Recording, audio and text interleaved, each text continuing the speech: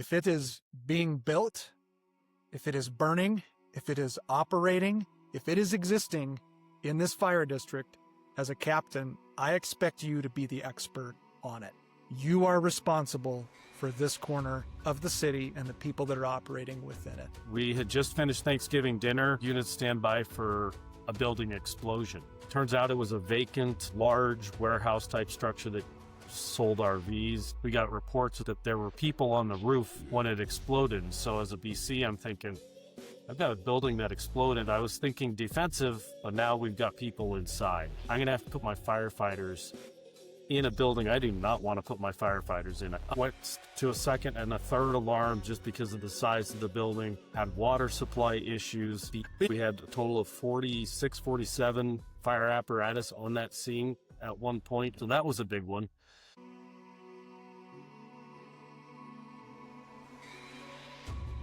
Welcome to Ops Talk, Westminster Fire Department's operational training podcast, where we share ideas and knowledge through honest conversations, highlighting the people who do the work.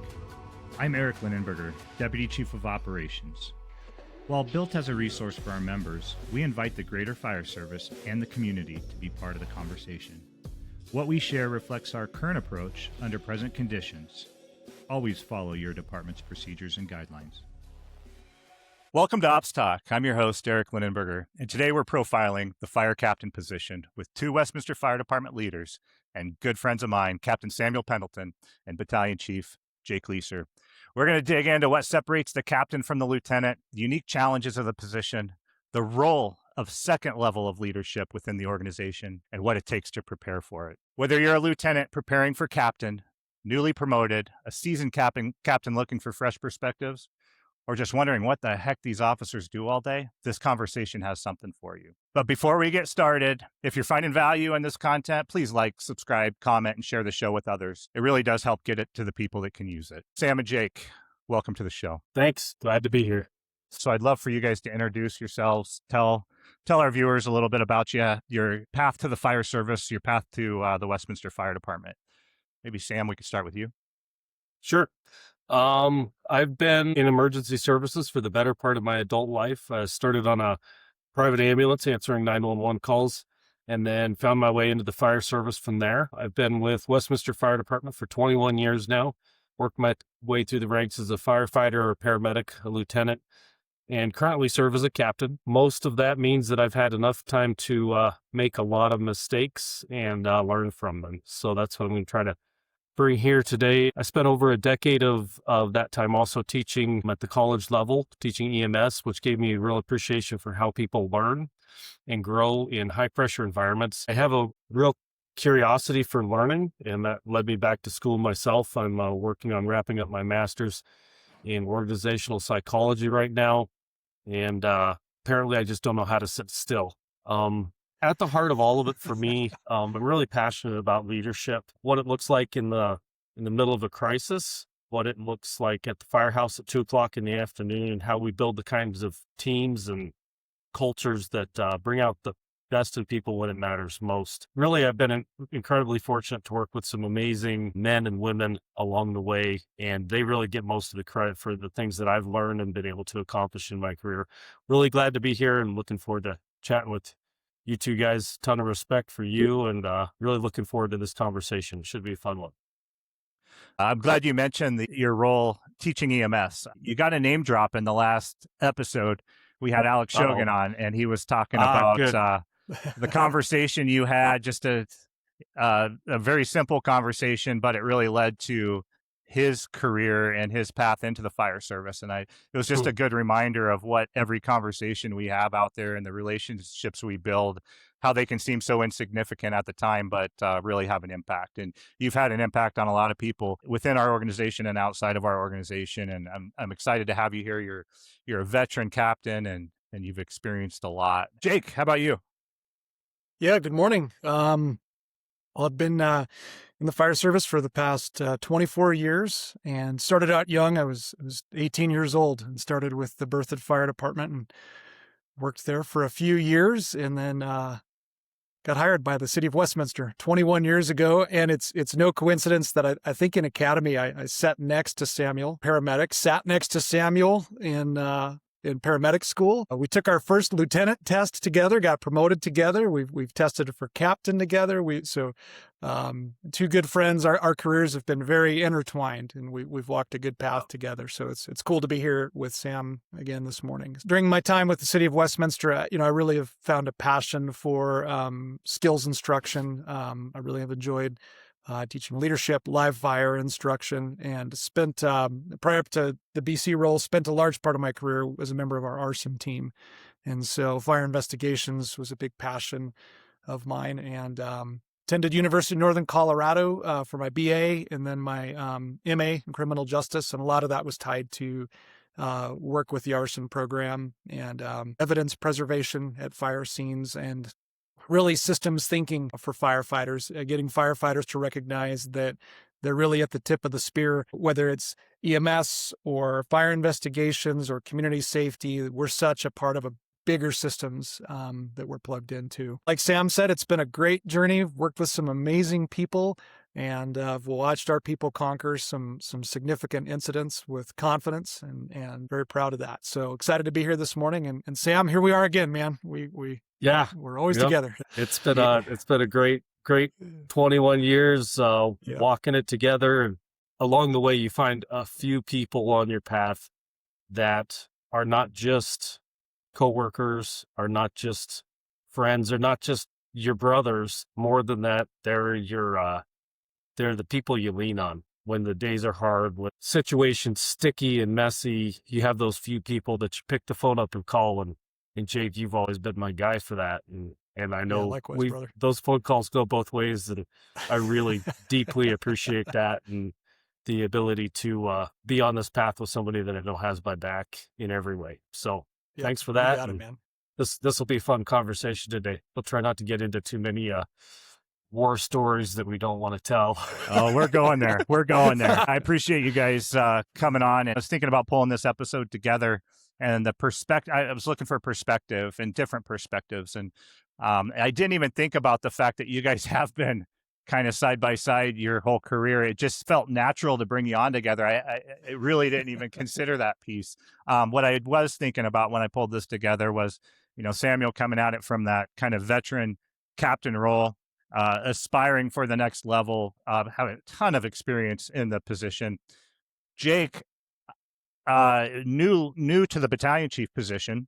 Yep. I had to pretty much pry you out of the captain role to even get you to go. So I kind of saw you as a super captain, when you were there. And so we hope to bring some perspective here. We hope to bring that, in the trenches right now, captain perspective, but then that, hey, now someone that's taken that next step, how can that role support the organization as a whole? How can that captain support that battalion chief in the shift or the battalion? And how do we get better together? And so just really looking forward to the perspectives that both of you guys bring. So let's just jump in. In our organization, we have a lieutenant as our first line of leadership, first line company officers, lieutenant, and then we have our station captain. They're still out there doing the stuff. They're running a crew. They're on the engine or the truck. They're out there operating the same way a lieutenant does, but there are a lot of added responsibilities.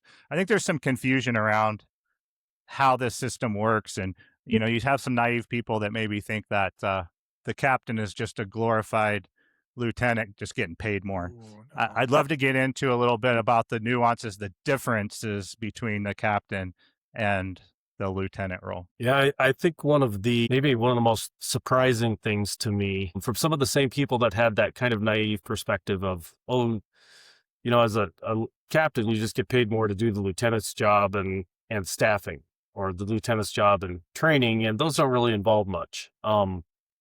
But one of the surprising things to me was the difference in the level of questions you get as a captain, and even day one. Like your knowledge base from last day as a lieutenant to first day as a captain, your knowledge base doesn't change much, but the questions that you're getting change substantially. People call you for, administrative stuff like, hey, how do I do this on the timesheet? What's the code for this? Like, just the level of questions that come at you. And they just, because you're a captain now, they assume that you have that's the same level of information really as a battalion chief has, because that's their expectation that just overnight just changes. Expectations and the questions that come from crew members, from administrative people, from wherever, that just like, well, you're the captain, you know this, right? And often I found myself saying, I don't know, but I do know where to find out. And that's that was one of the biggest kind of surprising changes for me, because when I first became I didn't understand or know the difference between the two. And that was one of the most surprising things to me, just the level of expertise that people assume you have, because now you have two bugles instead of one. And it doesn't happen overnight, but the expectation changes overnight. Jake, what do you think? I think I had an experience with a mentor that really drove the point home for me. He took me over to a map of our districts of our city. And at the time, as a newly promoted captain, I'd gone to our Station 5. And he pointed to District 5 on the map. And he said, if it is being built, if it is burning, if it is operating, if it is existing in this fire district, as a captain, I expect you to be the expert on it. You are responsible for this corner of the city and the people that are operating within it. And for me, that was a big moment where things aligned, and it made me recognize that as a captain, it's not just the first line supervisory skills with your people. It's the leadership, it's the ownership, it's the heightened level of professional awareness. It's how you represent the department in the community. It's your community engagement. There's so many things that go into the captain's responsibilities that sometimes it's hard to put into words. If a citizen has a question, they're going to expect the captain of that station to know it.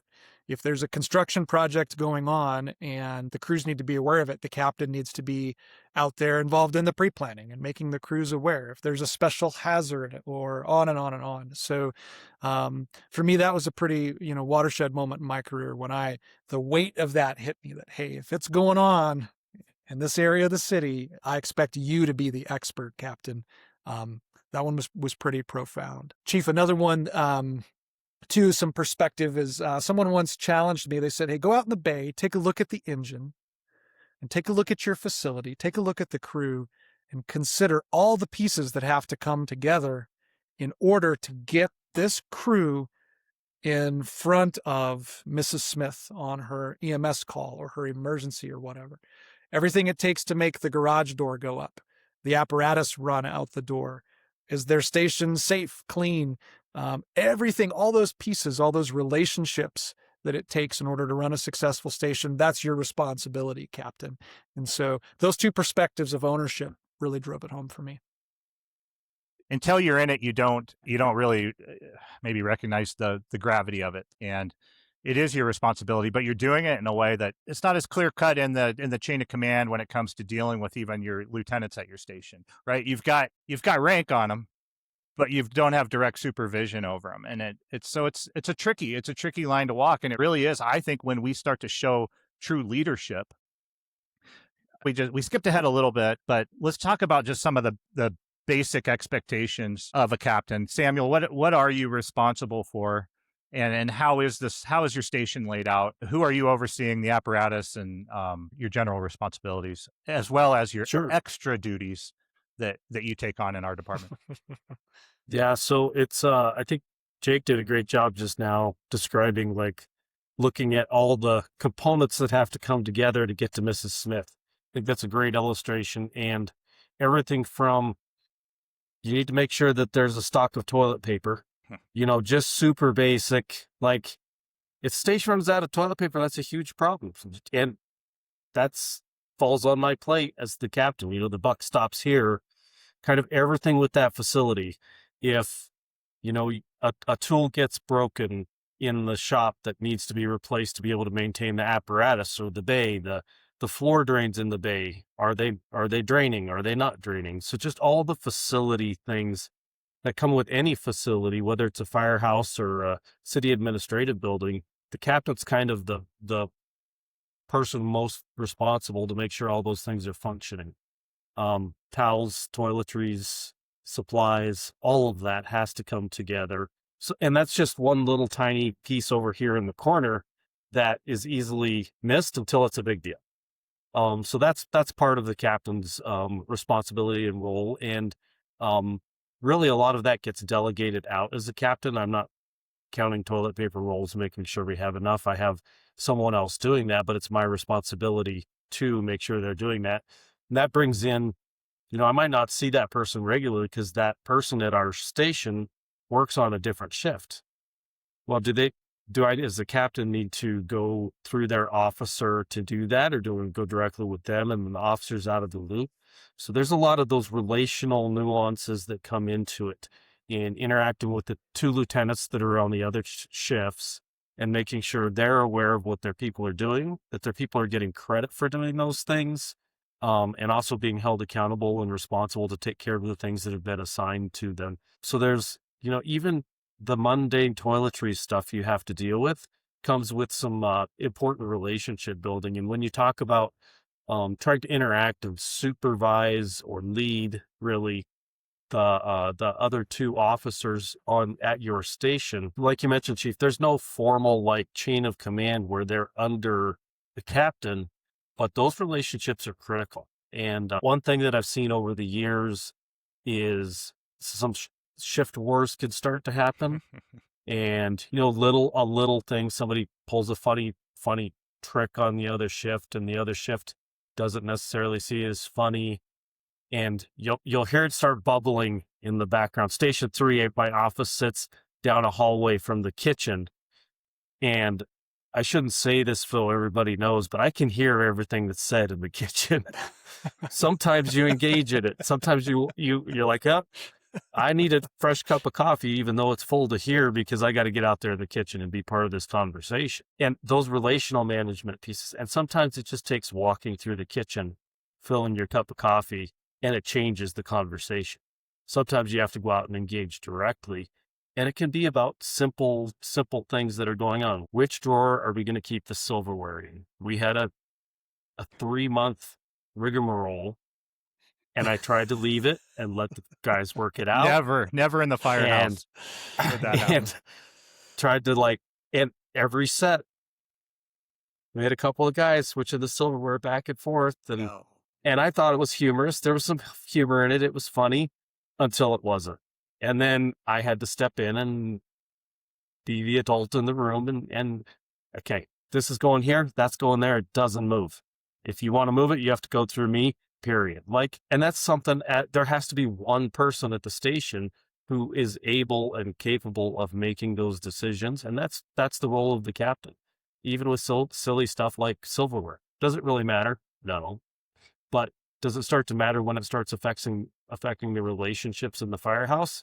Yeah, that's a big deal. And that's where, as a captain, you've got to be able to differentiate between, this is a little silly and fun, I can let it go and stay out of it. It doesn't need my political capital to be invested in this situation, until you go, well, this is affecting morale, this is affecting relationships.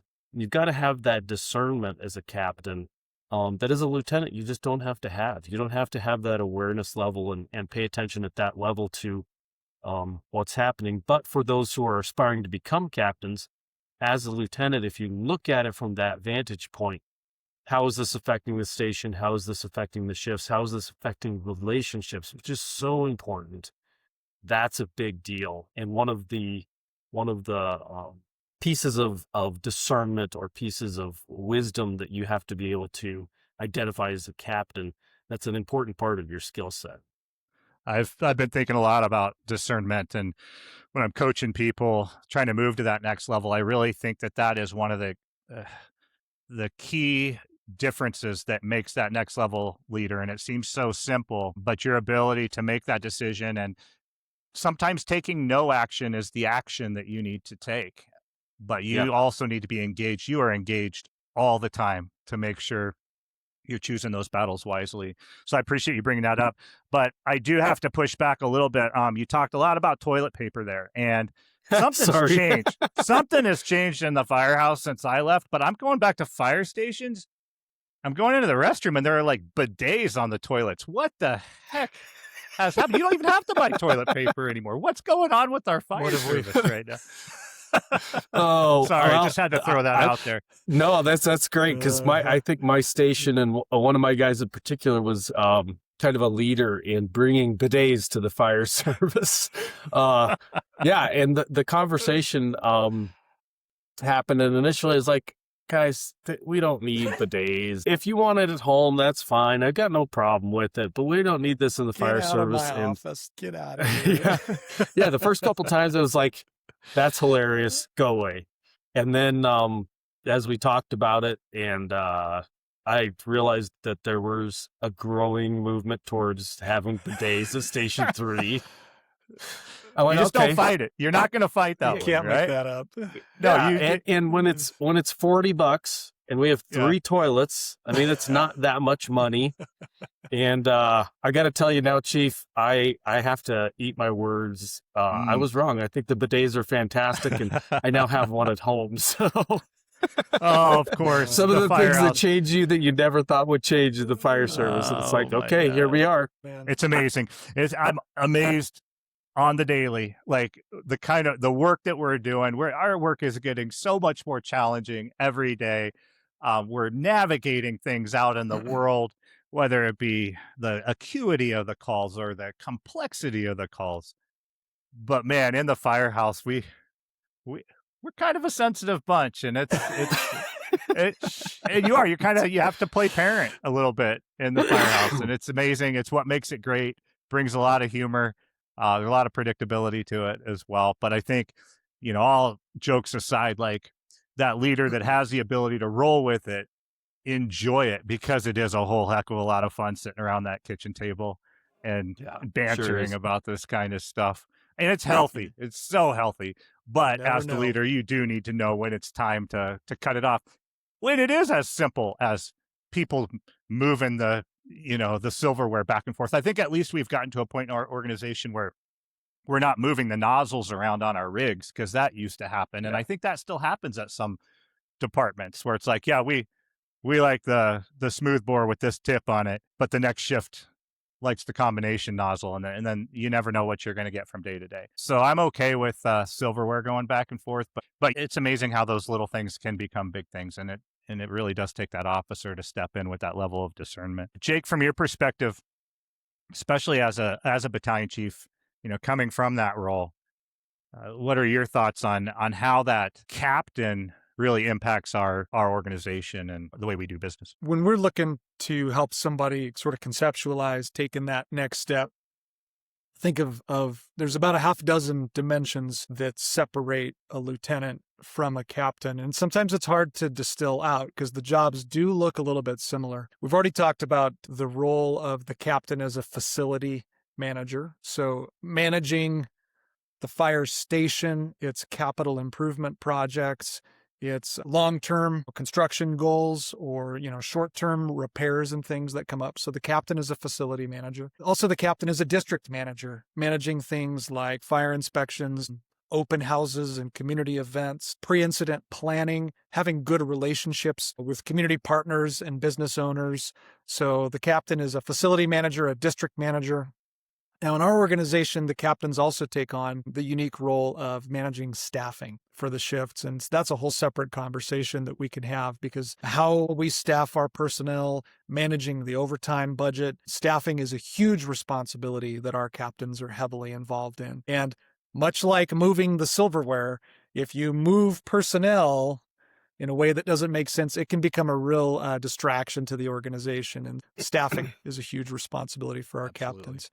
Our captains also have a large hand in training, and that is planning training content for the organization on an annual basis, on a long-term basis.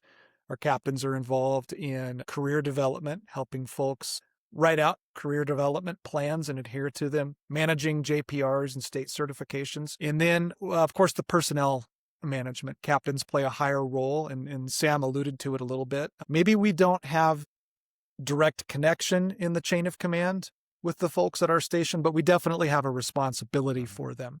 And so the captains are responsible for that. And I'm sure we'll get into it. Sort of the final dimension is the operational and tactical leadership. And we can set that aside for a little bit later. But just as I'm thinking, as Sam's describing his experience here with these things, I like to think that a captain really plays a role in handling motivational factors, things like station training, company pride, identifying the things about a response district or a unit that our firefighters love company pride. They want to be proud of their unit. They want to have a cool logo and a common mission to rally around under the umbrella of the organization. So captains play a huge role in motivating others. But they also have to tackle those demotivators. You know, a firefighter hits the door with their bag at 6:30 in the morning, and the station is filthy, and the rig is disorganized, and the building is falling apart, and the attitudes are poor. Those are things that a captain is responsible for addressing. Those are right directly under his or her purviews. Through all those things, captains are motivators, and they handle the demotivators, and they're just at the right level of leadership in the department to make a big impact. Well said. We've touched on that, the leading other leaders component, and this is your first opportunity to do that, and it is a challenge. Any experiences you guys have had with that, or tips and recommendations for how to motivate other leaders? Well, I can tell you, Chief, as a paramedic, I started some pretty great shift wars. So if you want how to kick off a shift war, man, I've heard it. We do a whole episode on that. But You're so I'll turf legendary. this one to you, Sam. I'm gonna turf this one to you to start off. Oh, I think a little bit of that banter is super healthy in the fire service. That a little bit of those, like, I like it this way, he likes it that way. We go back and forth. But like you mentioned, Chief, you can't rearrange the nozzles in the setup because it impacts operations. When you drop that 705 structure fire in the morning, you need to know where your stuff's at and where it's going to be, and that needs to be predictable. And so bringing, I think, to answer your question directly, one of the biggest things is predictability to your crew, to your station, to the other leaders, the other lieutenants that are there, building predictability in. We work in a chaotic environment. Our jobs exist because chaos exists. The parts that we can control, the parts that we can make predictable and have consistency, bring a level of peace, a level of security to the chaos, knowing that when we roll out the door, these things are all fixed. They're right. They're set up correctly so that we can go deal with the chaos. So bringing predictability to your station, your crew, to function the operation is a huge responsibility of the captain. And to take that into the leadership side of it, being consistent as an individual, being consistent as a leader, not being the captain, and we've all worked for him, not being the captain or the chief. This is leadership in general that shows up and everybody is waiting to see what mood you're in that day so they know how their day's going to go. That person is miserable to work for. Nobody wants to work for that guy or that gal. When their mood sets the tone and you never know where it's going to be, that is terrible leadership. And it's really hard to function under that. And that's part of the predictability that is a good captain or a good lieutenant or a good chief you have to bring forward with you. And even if you're having a crappy day, you need to show up for your people in a way that's consistent and predictable. And it doesn't mean being fake. One of the three things that is most important to me as a leader is being authentic. So if I'm having a crappy day, I'll tell my crew, I'm having a crappy day, I'm having a tough day, but still show up with consistency and show up with predictability so they know how their day's going to go because they know who they're working for, not because I'm having a tough day. And we all have tough days. We all have those challenging days. And that human side of the leadership is valid. It's okay.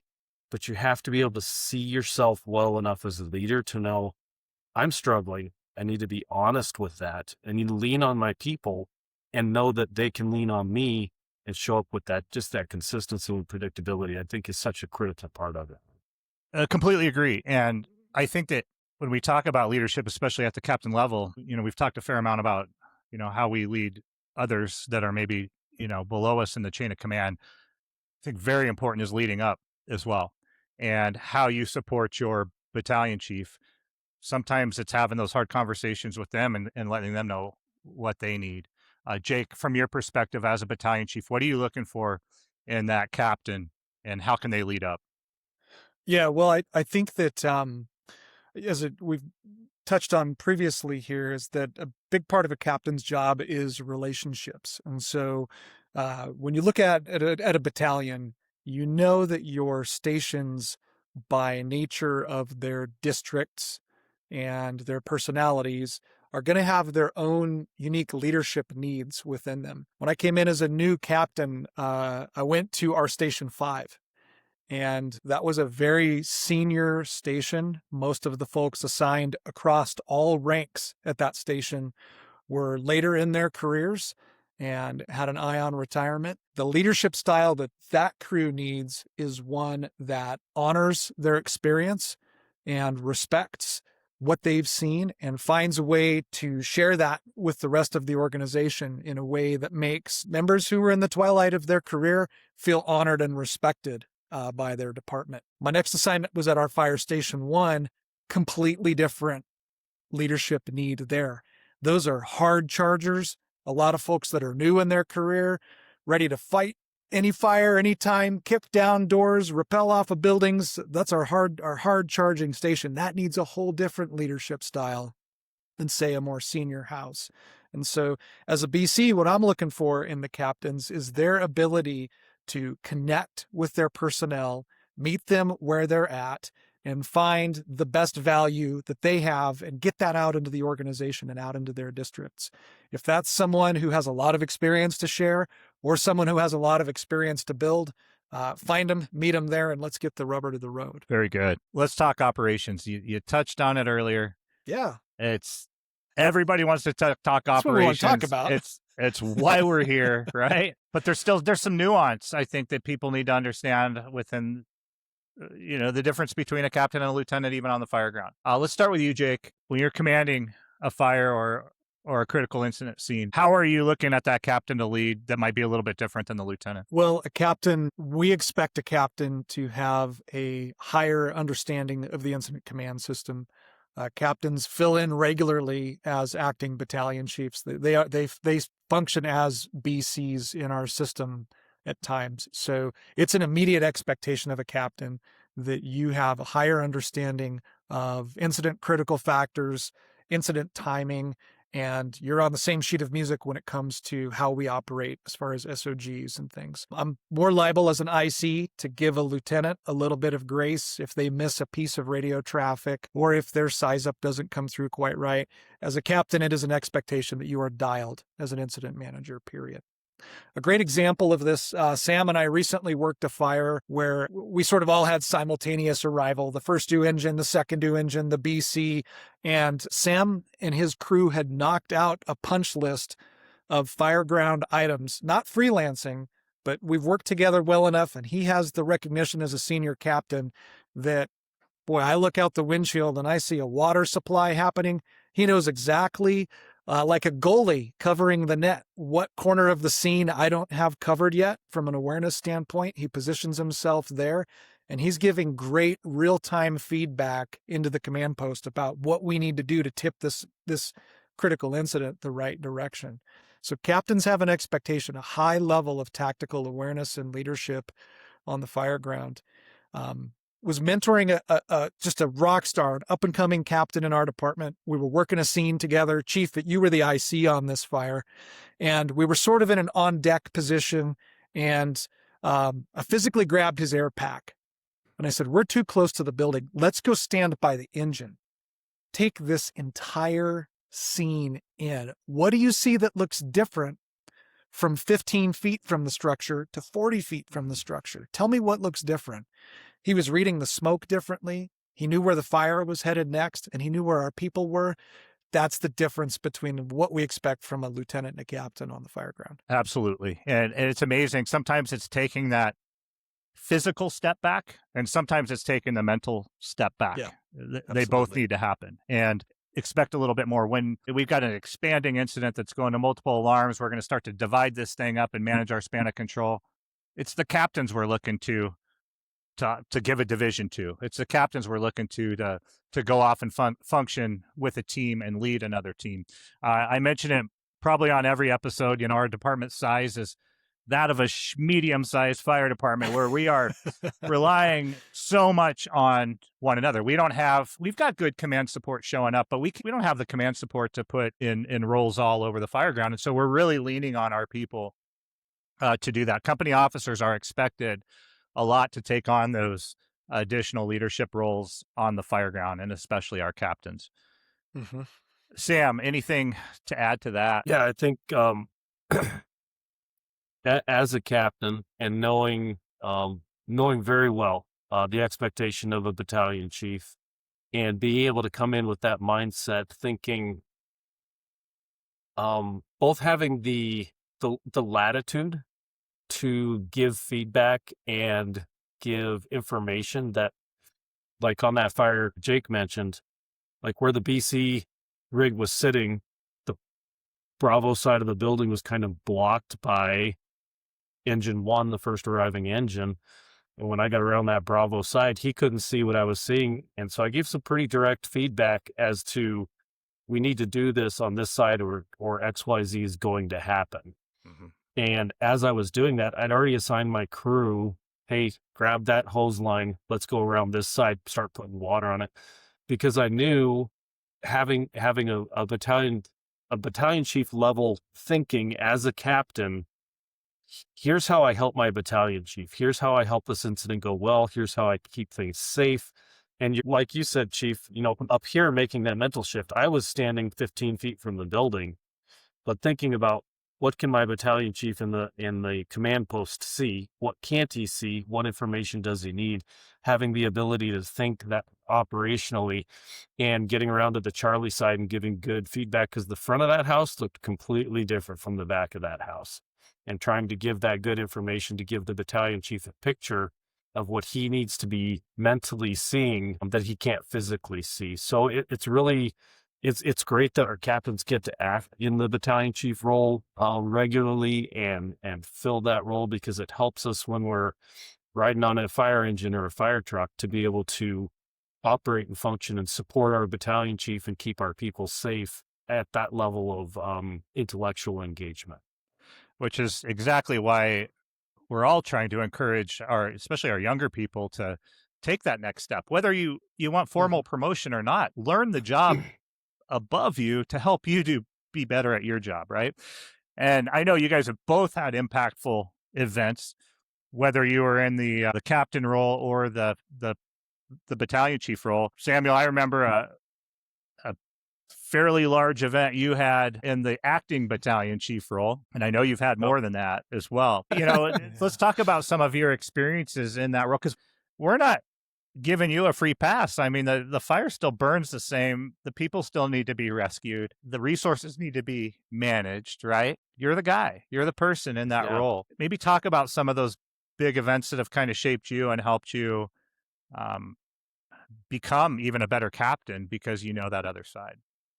Yeah, the kind of the first real big one in my career as an acting BC was the Nolan's RV fire on Thanksgiving Day. I don't remember what year it was. It was back a ways, 2017 or 18. But we had just finished Thanksgiving dinner, and all units stand by for a building explosion. Turns out it was a vacant, large warehouse type structure that sold RVs. We got reports as I was responding to the incident that there were people on the roof when it exploded. So as a BC, I'm thinking, I've got a building that exploded. I was thinking defensive, but now we've got people inside. And I'm going to have to put my firefighters in a building I do not want to put my firefighters in. I know it's vacant, but if we had people on the roof when it exploded, we got to send people in. And so there's all these factors you're going through, like putting crews in harm's way. A dispatch came back and said apparently there were people on the roof working yesterday, nobody on the roof today. So I've got my coffee refill guy coming in. s- Thank you, son. Yeah. Yeah, pretty fancy, huh? A well-run crew around here. Totally nobody on the roof. We were able to go defensive, went to a second and a third alarm just because of the size of the building, had water supply issues, had crews from a particular unnamed jurisdiction that wouldn't stay out of the building. So I got their chief to the command post and asked him to take his people and head home. We were good. I did it politically and tactfully, but I sent a jurisdiction away that was putting themselves in harm's way and a risk I wasn't willing to take. So as an acting BC, I'm telling a district chief, get your guys to leave. That's hard to do. And it takes guts. Because I was like, man, this guy's going to call my chief. I'm never going to have a job again. Like, how's this going to go? But it was the right decision. Stocking the toilet paper, back to that. Yeah. That one. that Nolan's RV fire was a big one. And we had, I want to say we had a total of 46, 47 fire apparatus on that scene at one point, and staging and all the rest. So that was a big one. The other big one was the Marshall fire. Chief Varney, our B Shift battalion chief, had not met his minimum vacation for the year because he works really hard. And so he was having to take a day off on, I think it was December 30th, right before the year ended. He had to burn vacation day. And so I ended up in the seat. And that's the day the Marshall fire came in. And that was an apocalyptic conflagration that just was unlike anything I ever thought I'd see in my career. I've never been on an incident where I really, in my gut, felt like if we aren't real careful here, we're gonna have some firefighters not going home today. That was tough. Yeah. It's tough to have that level of fear. I mean, most of the time we show up and we overwhelm the fire, and that fire was just whooping our butts. We got pushed back over and over and over. I was listening to some radio traffic from it the other day, and at one point I was communicating with the IC, and I told them, we're pulling back.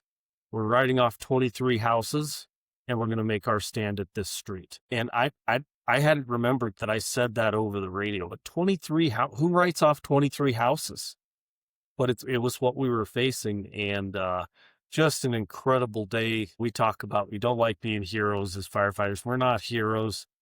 Sure, we're brave, whatever, but it's just our job. It's just what we do. We normalize it. That day wasn't normal. There was nothing normal about that day. And I saw bravery in men and women fighting for their neighbors in ways that just humble me so deeply. And really made me be proud to be an American firefighter of the system we have in the North area and in the larger, broader span. I mean, that fire wasn't even in the North area specifically, but I was able to call and ask our dispatch for several engines. And Chief, you came back down and you stood up a bunch of engines. It was the start of our surge program. Like, it changed our organization to this day, that fire did. And really made me value outside jurisdictions, even beyond our normal CAD to CAD group.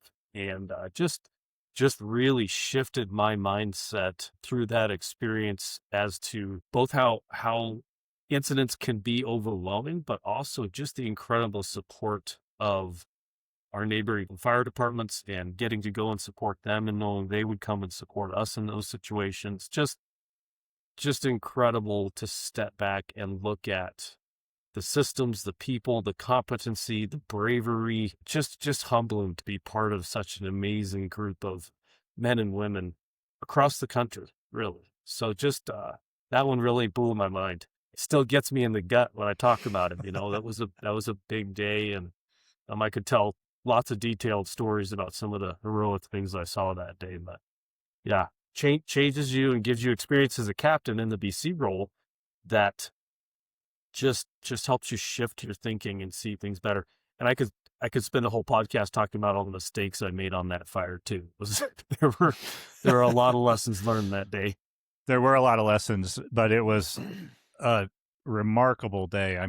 It was something that we'd never trained for. I mean, you really can't. There are aspects of it. You can train for the tactics. You can train some strategy. But when you put all that together with the winds that were happening and the fact that, we were working together, we had an auto aid agreement with our regional departments, but this fire was just far enough away from us that, we hadn't worked closely with some of these other fire departments.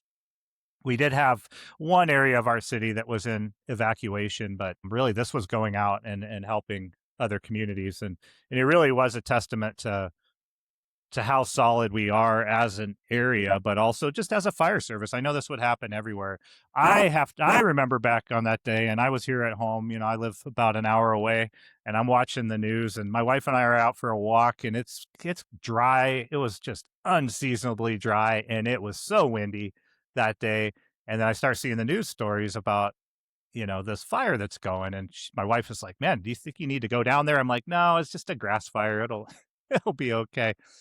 15 minutes later, it had escalated to the point that it did. And I got in the car and I was on the way, and we were standing up units, and Chief Varney, who was on vacation that day, who you mentioned, he was also on the way in. So we're talking to each other. We get there about the same time.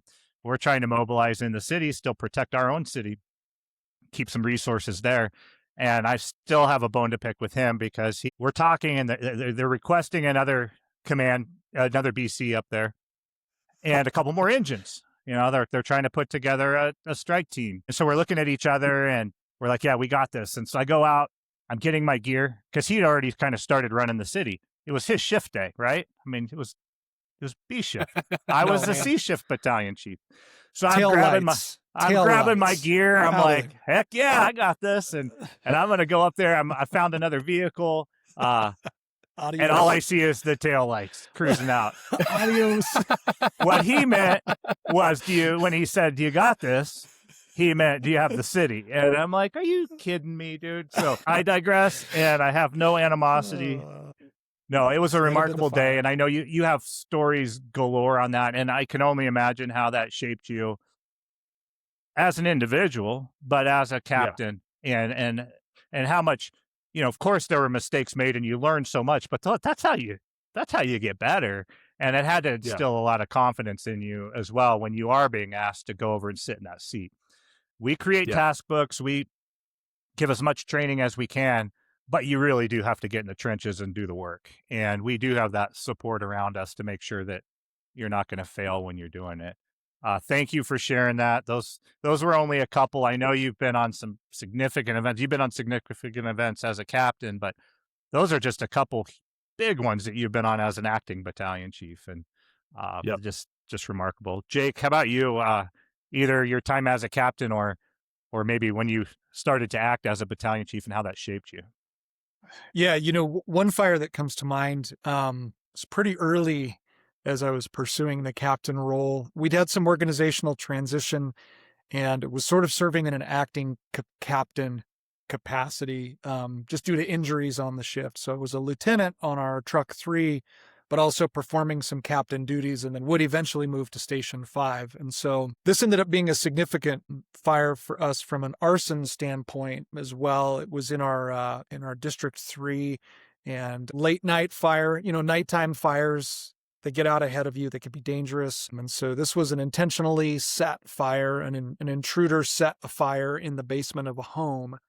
And we arrive on scene to a well-involved house fire. The family is out and accounted for, but their beloved family dog is missing. And the whole neighborhood, the neighbors are out there. This house is rocking. We got hose lines flowing, and the whole neighborhood's watching. They're pointing to the master bedroom window, and they say, we know our beloved dog is in that room. Can you guys go get it? And we're truck crew, right? We're going. Like, the ladders are already off the truck. We're going through the window to get that dog. And had a veteran firefighter with us, one of the most respected firefighters in the Denver area, legend Tony DeTiro was with me. And so we're going to go make a VEIS attempt and get this dog, and there's nothing that's going to stop us. And so we ladder the first story roof. We get up there, we take the window, and Tony's going in the window, and it is a complete no-go situation. It is billowing, black, turbulent, hot smoke from outside the house. I can feel the heat on my mask. And I'll never forget the feeling of having to grab a veteran firefighter's air pack and pull him back out the window. And kind of like you, Sam, I thought, boy, after this one, I might have to skip town because this is going to be an unpopular one. So from a captain's perspective, though, the level of tactical awareness and situational awareness and the ability to read conditions and make difficult decisions on a scene, sometimes unpopular decisions on a scene, you have to have that wherewithal, and you have to have the trust in your battalion chief and your fellow officers that they're going to support your decision on the fire ground. And so in hindsight, it was the right decision. The crews were able to get in and get the dog via another means. The dog wasn't where we were targeting the search, so it kind of worked out in the end. We actually ended up using hair from the dog to match the suspect's clothes. He had the dog's hair on him, and it tied him to that fire, oddly enough. Now, escalating this to the captain as a district manager, in the fallout of the fire, we roll the hose, we pack up the trucks, we drive away. The ongoing community meetings, because of the unsettled feeling in this neighborhood of an arson fire that damn near killed a family, the questions of, are we safe? Can the police protect us? Can the fire department keep us safe from arson? Those relationships, that went on for months afterward, all the way to the courtroom when the person was sentenced and members of our crew were there to testify. And so as a lieutenant, you might just be there in that snapshot of time, but the captain, you own that thing for months and months. You own that feeling of safety in the community. Another one that comes to mind, my first big event as an acting BC was the Revive fertilizer fire. I'll never forget the feeling of it's midnight, it's 4th of July weekend, roll out of Station 2, and we can see the mushroom cloud over Sam's district there in District 3. And I got on the radio and I called, hey, dispatch, send me a second alarm. And I had no idea what was going to happen from there on out. It felt good to say it on the radio, but I'd never done it before. So the takeaway there is just that big incident. It's an explosion. We've got a hazmat runoff situation. We're trying to protect exposures, and just the feeling of trust that you develop as an incident commander.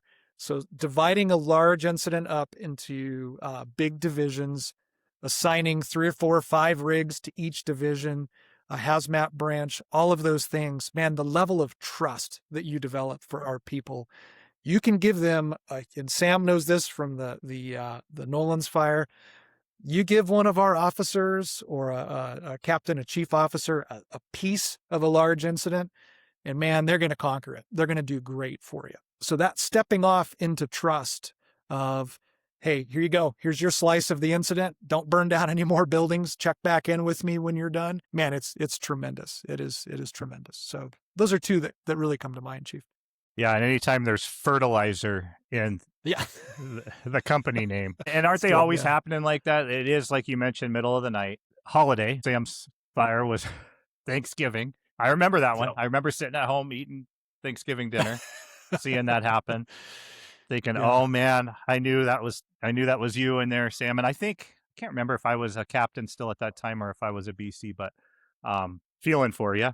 And at that time, we didn't have the automatic aid agreements that we have in place right now, where you're going to get the automatic command support. You really were on your own, and you didn't know when you were calling additional alarms if you're actually going to get the full additional alarm or not. Now we've got things really dialed in. Challenges galore.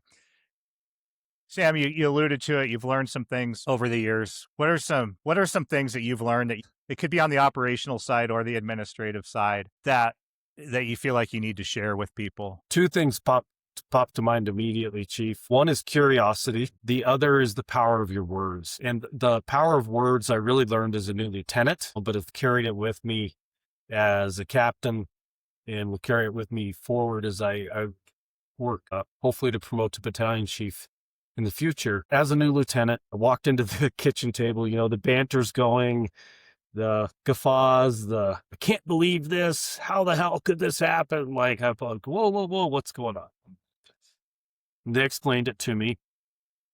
And it was so ridiculous. I don't even remember what the particular topic was, but it was so offbeat, so far out there. I was like, this is a joke, right? Like, there's no way this is happening. This is a joke. And so I just went, why does that surprise you guys? Of course we're doing that. Yeah, duh, that's happening. Get used to it. That's what I said. 100% sarcastic. Filled my coffee and left. New lieutenant. Huge mistake. About 2 weeks later, I got a call from Chief Hull. And he said, I am chasing down a rumor and you are the source. Oh, man. They're texting. And I said, You'll never guess what Captain Pendleton said. I said, okay, Chief, what's up? And he explained it to me that I had said such and such. Well, that conversation has gone in one ear and out the other for me. It didn't connect. And I said, Chief, I would never do that.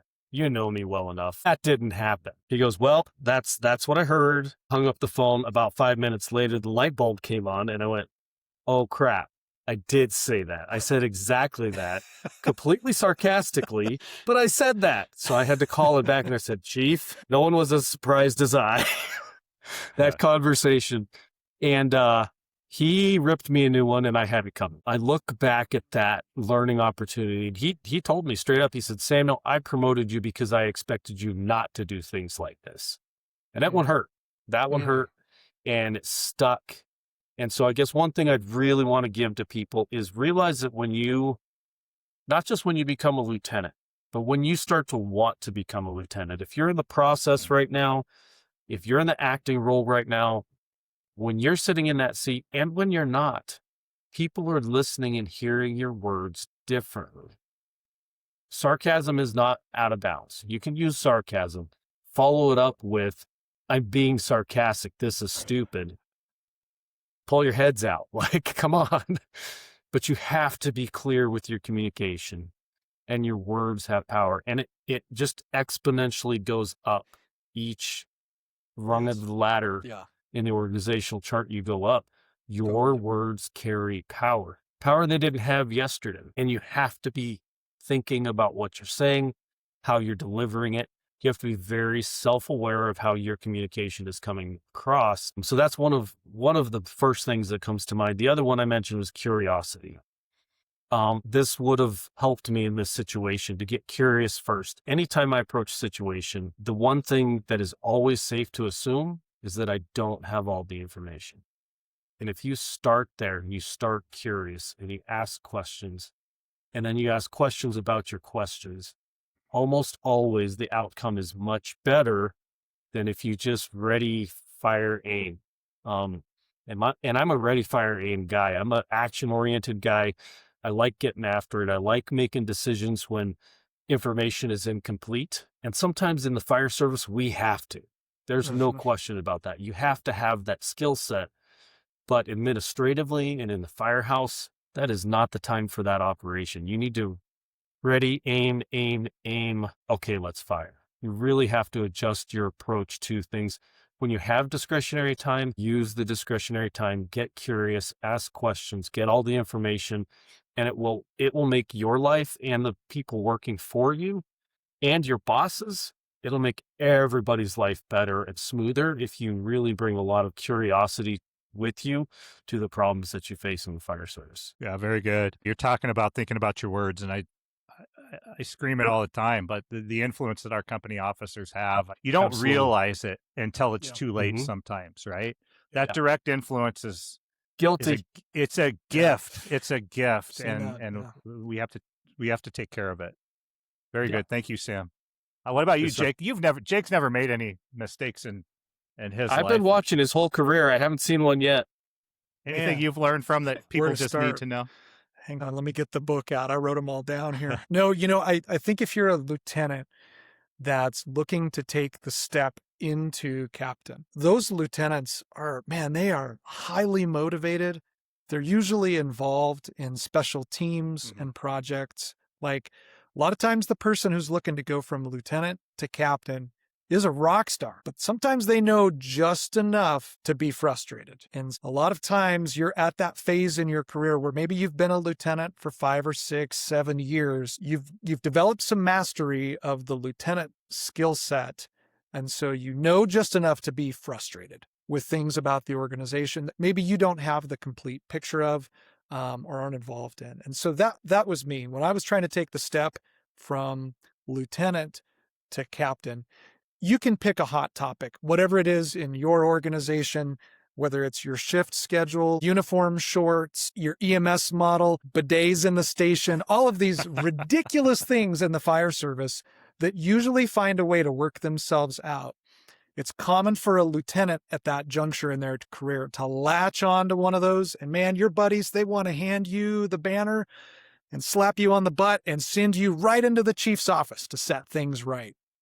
And I fell victim to that. I thought as a cocky truck company lieutenant that I had all the answers on how we needed to run our fire department. And I'm going to go right up to City Hall and I'm going to tell it like it is. And man, I stepped into a captain test and I got sent right back to my truck lieutenant spot with some wounds. And so my advice to anybody in that position would be, if you're feeling frustrated, if you're feeling like, hey, I'm ready to take this next step in my department, but man, I got these things hanging over this black cloud, this topic or whatever, take some time to get to know, visit with your fire chief, visit with your ops chief. Start building those relationships early in your career. For us, it was the 4896 work schedule was a hot topic. I didn't understand all of what that meant. I knew what it meant to a lieutenant. I knew what it meant to our firefighters. I didn't know what that meant to a fire chief in terms of managing payroll and relationships with City Hall and auto aid relationships. There were dimensions about making that switch that I did not understand. So when you're ready to jump from lieutenant to captain, make sure you have a wide worldview of the problems you're headed out to conquer. Like I said, if it's not the schedule, it's a Type 3 wildland engine. We could go on and on about all the problems we're going to solve as a young, right? Thank you guys for your honesty there. I mean, that's some wisdom, and it's so true. We've got things coming one after another, and it's nobody here is saying to sit back and let it happen to you. We don't want apathy. We want people to be engaged and take action. But I think that's where true leadership starts to come in, is when you're able to take that breath, take the information in, see the different perspectives, and then make your approach accordingly. Let's start to wrap up a little bit, but we started to talk about, this was kind of advice to maybe that lieutenant wanting to take the next step, but I think it applies to all levels, taking the next step. But let's talk to that lieutenant seeking a promotion to captain. What's your advice for preparing for that promotion? They probably should have started years ago. What specific things are going to help them not only be successful in the testing process, but more importantly in the role? I think the relationships you build along the way, and Jake just alluded to this, sit down and have a conversation. Not with any objective, not with any agenda. Get to know your ops chief. Get to know your fire chief. Get here and listen. Again, that curiosity. Listen to their perspectives. Listen to their vision for the organization. And don't run it through a filter as you're listening as to, that pet project that's hanging like a black cloud over your head, like Jake alluded to. Just listen. Listen to understand. And then do that with your firefighters. Do that with your lieutenants, the peers. As we look at promotions and moving up our career, a lot of times our focus is up the ladder, up the chain. Like, what does the chief want? What does the deputy chief want? Where are they taking our organization? Where's the vision? I think that's easy to understand why, as a lieutenant, you need to have that to take the next step. I think one place that we often miss is those peer relationships. So I'm a lieutenant and I want to move to captain. So the people that I'm going to be one step above of and interacting with, what do they think? How do I understand them? How do I connect with them and build relationships that will carry me forward and help me help them, and help me help my chiefs, help me help my battalion chief? Like, building those relationships and that communication and that community around you and listening to understand, I think, is so incredibly important for building that larger vantage point, that larger viewpoint of the organization. What's actually happening? What's important to the people who are going to be working for and with and supervising? I mean, it's got to go all directions there. So I think that would be a big piece of my advice is have those conversations. Take the time to really genuinely listen and understand. Jake, what do you think surprises new captains? Are there certain skill or knowledge gaps? I think the administrative management, whether it's taking on staffing or the training administration or your face time in the community with schools and business owners, religious organizations, all the stakeholders that a captain is going to be interacting with, the ability to manage your time effectively. And I'll admit, managing at our fire station 1, it was a busy firehouse, balancing your administrative responsibilities with the needs of the crew. You're going to have a company that wants to get out there. They want to throw ladders. They want to pull hose. They want to work on their engineer task book. They have a laundry list of things that they are excited about. And so you have to balance meeting your obligations with also ensuring that your people get what they need from their company officer. And so sometimes for firefighters, it's difficult to work for a captain because a captain has a lot more on their plate than a lieutenant does. And I've heard firefighters say, hey, I'd prefer to work, for a captain versus a lieutenant or vice versa for that reason. And so have some administrative chops, be able to clearly define your management style, and come into that job with a written plan of how you're going to effectively manage your time.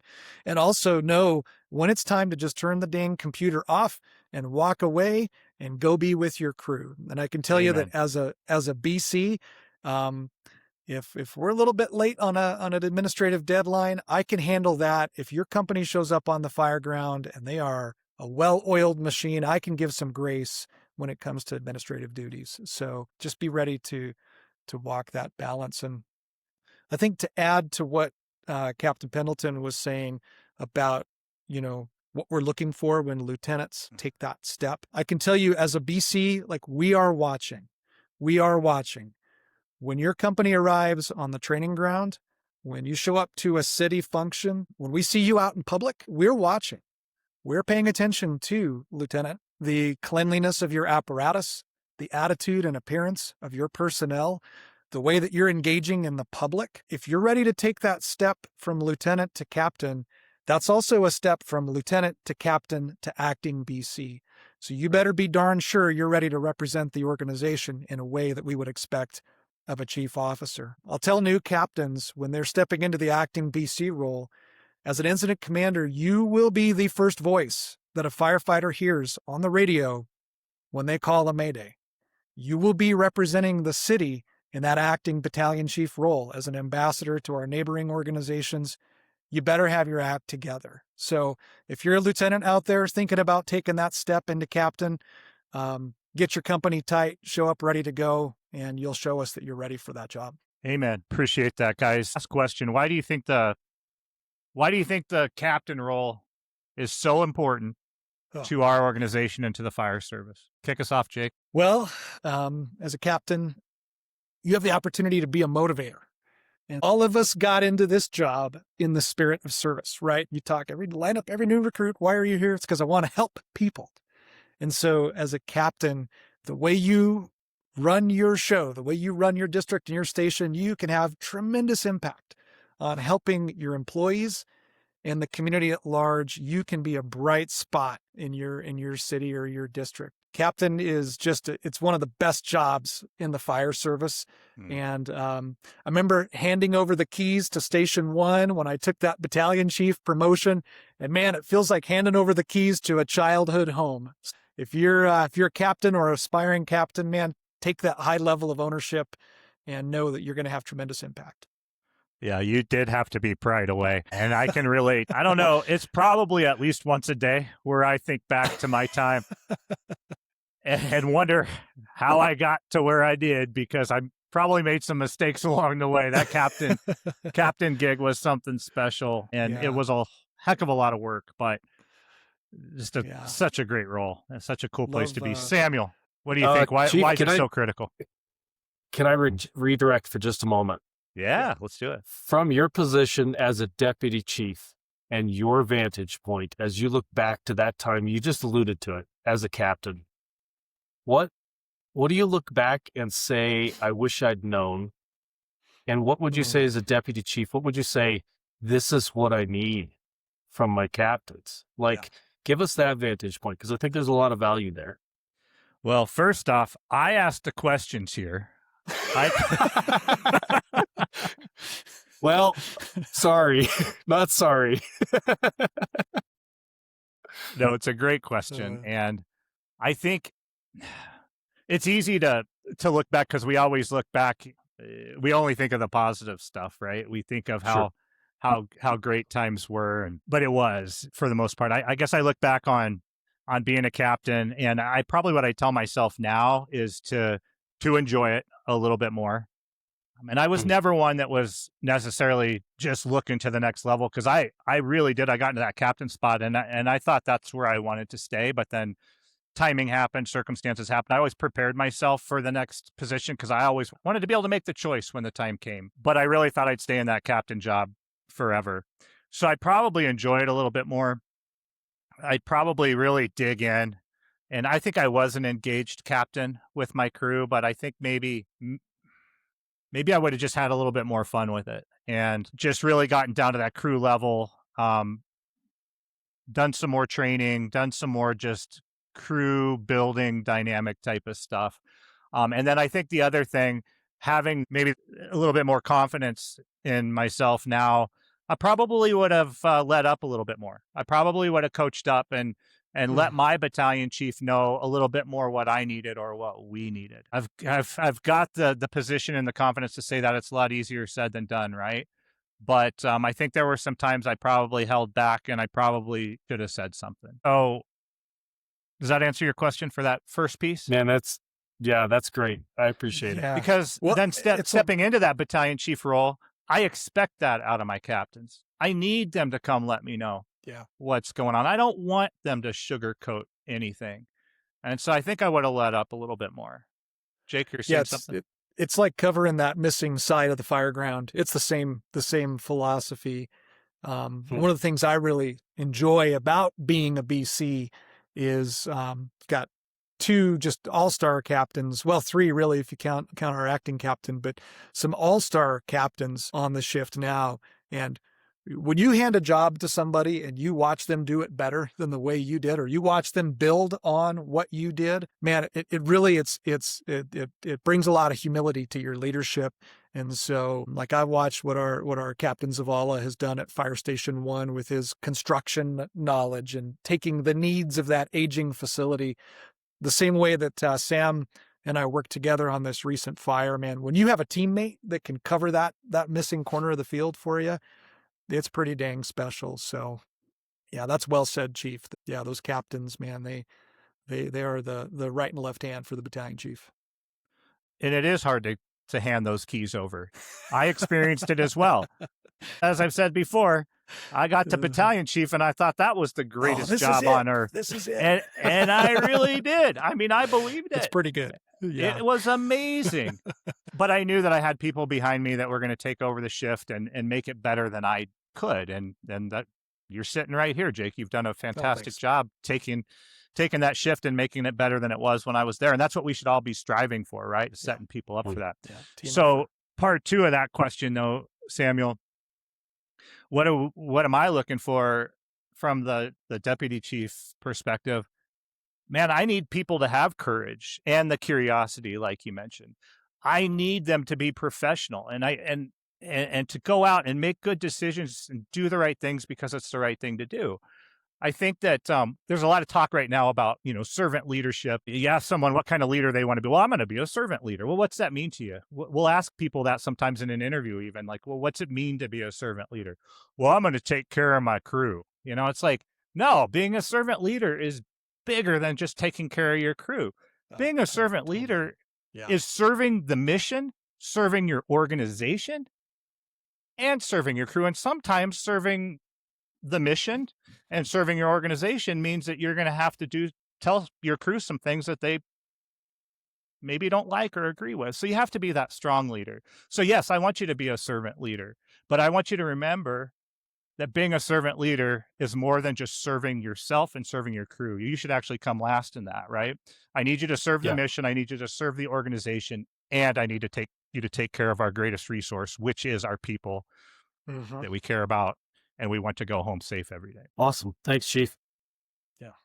Thanks for letting me hijack the conversation. That was not part of the plan, Samuel. You're welcome. But you're going to have to repeat your question for me, because now I got so much great information that I don't remember the question. Any final thoughts? Why is this captain position so critical, and why do we need to continue to grow and build this position and make it better and, produce captains that are better than we were?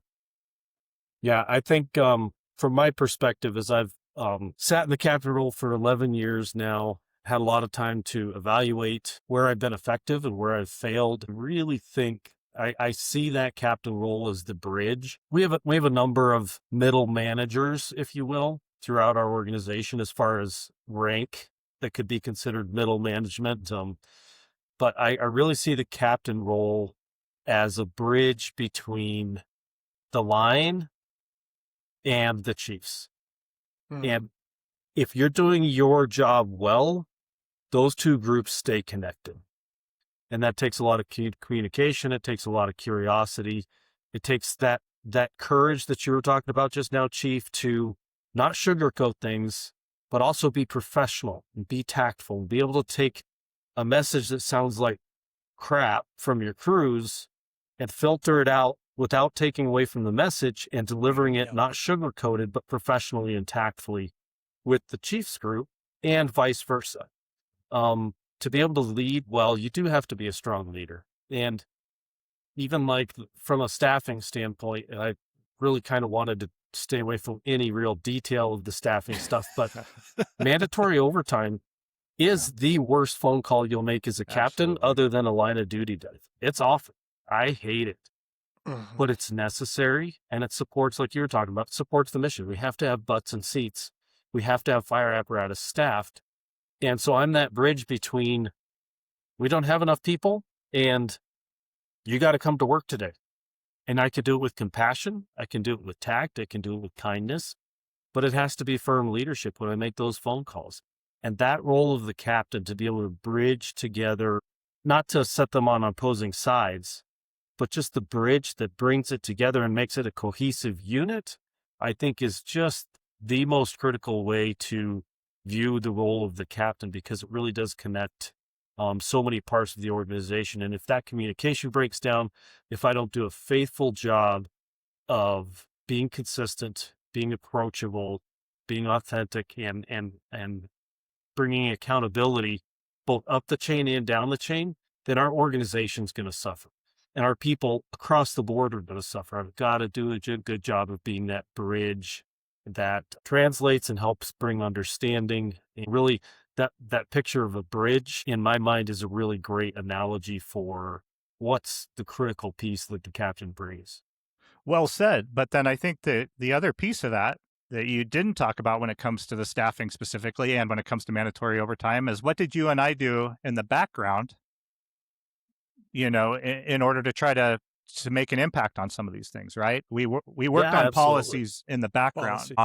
And that's some of that leadership that not everybody sees. It's like what you were talking about, Jake, that you can't just go kick down the door and tell the chief how things need to be, but there are ways to make things better, right? And so you and I, Samuel, and with the BCs, we work together on these policies, not to make things perfect, because we know things are far from perfect with staffing. It's always going to be the biggest challenge we have in our organization, but hopefully we make some positive impact. And you let me know, honestly, how people are feeling out there, which really does matter. And so I just appreciate that work that you guys have done. We didn't even get into the amount of special teams and projects just like that one that you guys are both a part of. And I know that we would all probably agree how important that has been in forming our own leadership is getting involved. I'm just trying to encourage our young people to get involved. That's a lot of how this podcast was even created, is that I want our next generation to see the different opportunities that are out there, whether it be our special teams you can get involved with right now, or opportunities for promotion and formal leadership roles. Would have loved to go there, but man, I've held you guys a long time. No, It's this been is a great conversation. Thank you both. Thank you for your leadership, what you bring to our organization. I'll put our information in the show notes. I'm sure you guys would be okay with people reaching out if they had Absolutely. questions or needs. As always, just appreciate everyone joining us. And if you have future show ideas or feedback, please email opstalk.wfd@gmail.com. We'll see y'all next time. Thanks, guys. Thanks, fellas. Take care.